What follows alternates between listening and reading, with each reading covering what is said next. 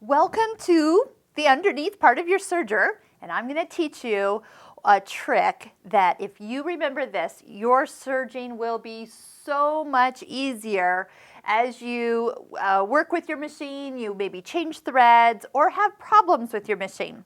So do you remember the order we threaded the serger? We threaded the upper looper first, the lower looper second, and then we threaded the needles last. Now right now we are in the middle of just having the regular chain where all the threads are connecting together. And one of the things that you're kind of seeing down below here that I always have everybody kind of peek underneath and see if they can see is the needle threads, when they get stitched, are connected or hooked underneath the lower looper.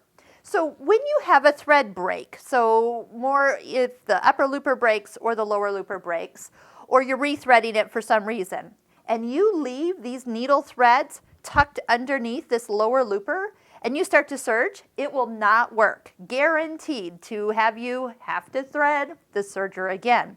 That's why I also made the comment that if you have trouble, is to rethread the serger from scratch, because then what you end up doing is clearing out the needle threads from this lower looper area.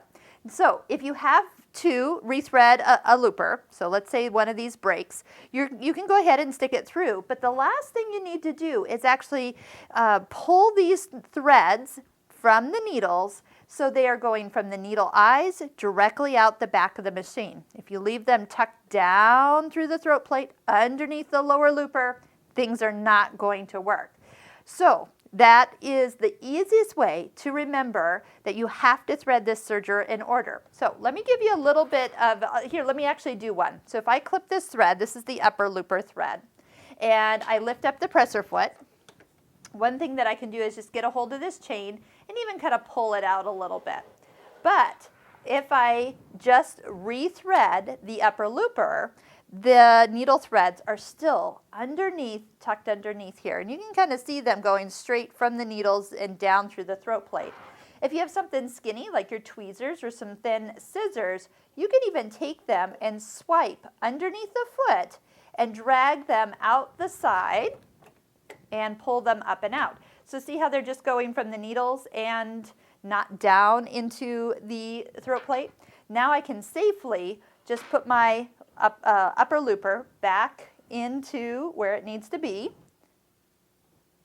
and be able to start stitching just like we had started after threading the serger from scratch. So we have 4 individual threads. The needles look like they've been threaded last because they haven't gone into that area. And should we just do it? I'll just leave this door open and see if you can see how everything gets back into position. And just slide my fabric underneath, lower the presser foot, and I can even take a few stitches by hand to double check everything gets back into the order it's supposed to be in. Success!